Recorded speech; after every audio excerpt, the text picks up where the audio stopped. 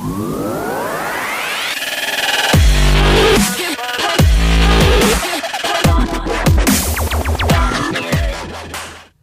my name is Michael Gilmore, the writer of WhizBang's blog. I'm one of the co-founders of ParkLogic.com. And today we're going to look at something which is actually really important for all domain investors, and that is the impact of the COVID-19 virus upon their potential investments from monetization of the traffic. But first of all, let me just say to you is that my hearts and our prayers go out to all those people who have been really suffering as a result of the virus directly, and that's physically suffering. And also for those people who have been impacted from a business perspective, it spreads far and wide, from the airline industries to the conferences, like all of our friends at NamesCon, for instance. I don't know what's going to be happening with NamesCon Europe. I'm sure we'll find out as time goes by. But all those sort of people have been really impacted, and some people have lost their jobs and everything. So our hearts go out to them. So I want to just move on now from there. And just to say, I wrote an article, I think it was last week, talking briefly about the COVID-19 virus. And I was beginning to, as I began to think and get my brain around what's actually going on here. And the thing that I suggested was more people are going online because everyone's been told, go home, work from home. And that's great news for domain investors who are doing traffic monetization. But then it was like, okay, well, maybe the earnings per click rates will go up as well, because as companies compete for that extra traffic, they can't get them to those people to buy by going to their store, so maybe they can get them to buy online. Yeah, but then I thought, well, there's a lot of industries in lockdown.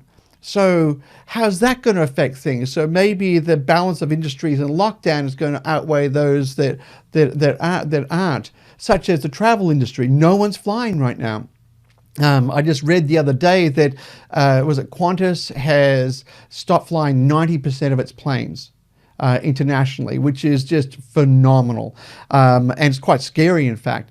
Then we have Virgin Airlines in Australia here. They're doing the same thing. They're grounding their fleets. They're trying to get their costs under control. And sadly, there's a whole lot of layoffs happening as well. So you compare that versus you've got many of the online retailers who are just trying to grow their distribution networks rapidly and things like that, and employ as many people as possible because the demand for their services are really large. So I began to think about this, and I dove into ParkLogic's numbers. Like, ParkLogic has massive amounts of traffic. So I thought I'll take a look at these numbers and see what they're saying. And maybe across the coming weeks, I can give an update of what we're seeing. And hopefully that'll help you and your families in trying to work out what's the best thing for you to do with your investments at this very difficult and trying time. So I'll just get things set up here. And flicking across. All right then, so the impact of the COVID-19 virus on domain investments.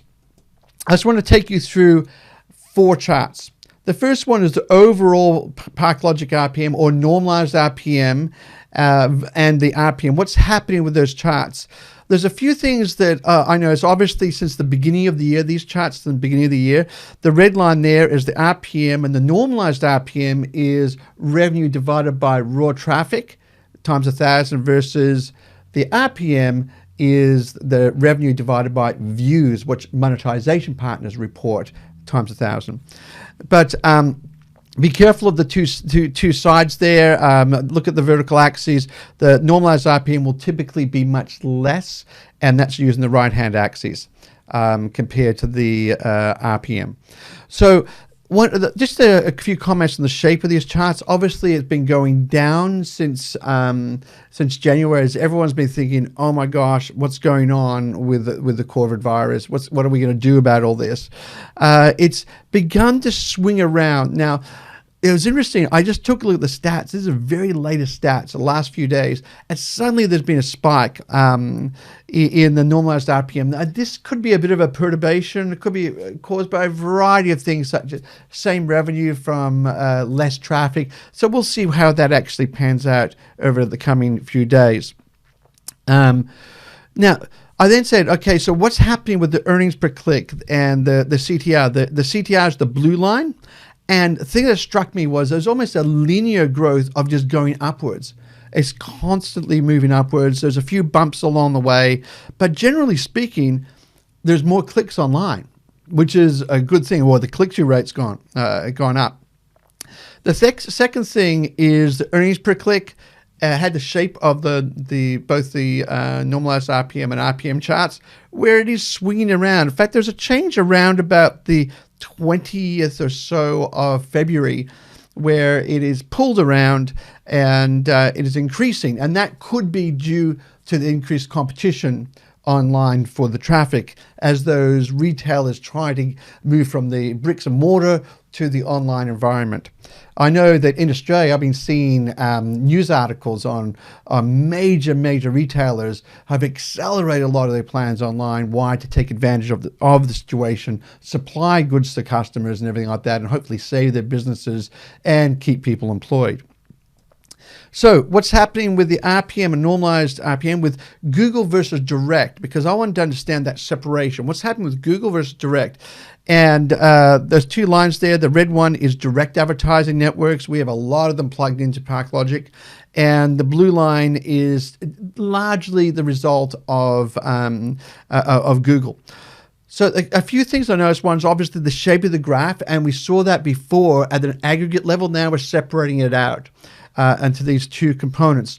And definitely there's been a swing around, and it is pulling around. So I don't know how long that will last for, because it could be just last to the end of the budgets of the quarter. I'm sort of getting a bit nervous about April, because maybe this will last until the end of March as advertising spend budgets for the quarter is gone, and then people reassess what's going on. It could be due to that.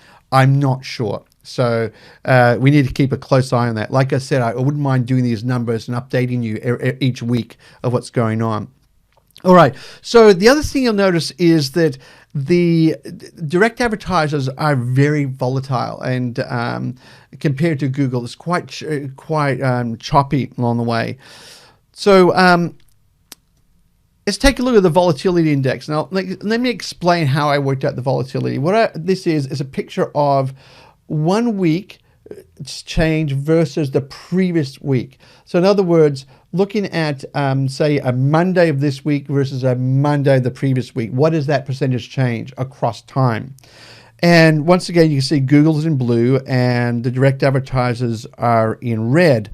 And wow, there has been some massive swings. About the end of about midway through February, suddenly those extremes hit as advertiser demand came and then went and so forth like that.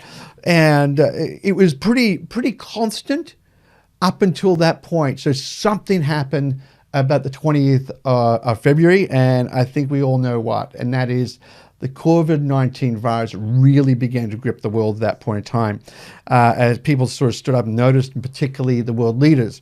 What I don't know will happen is that now that there's been this massive stimulus boom around the world, where that's going to rescue the markets enough, where the companies will continue to invest in particularly in the online area, because people can't go to bricks and mortar stores as easily, and so they're doing things online. So it's some interesting charts. I may put some more thought into some different charts for next time even, but I hope you found this as interesting. We're definitely keeping an eye on behalf of our clients. I'm not sure if any other companies are doing this, but let me tell you, I'm all over it for our clients at ParkLogic, because to me this is absolutely key, because ultimately the revenue generated by our clients through charts like this and everything goes to paying mortgages and that sort of stuff. So it's a very serious thing. Now, I said earlier on, our hearts and our thoughts and prayers go out to those people who are suffering. And I expanded that to not just suffering physically, but suffering mentally, suffering in their business-wise and all that sort of stuff. It's a terrible situation. And I really pray that the world can get through this very quickly. We can do a lot of learning so it doesn't happen again. And we can all get together and over drinks in a bar somewhere at some conference in the future and enjoy each other's company once again.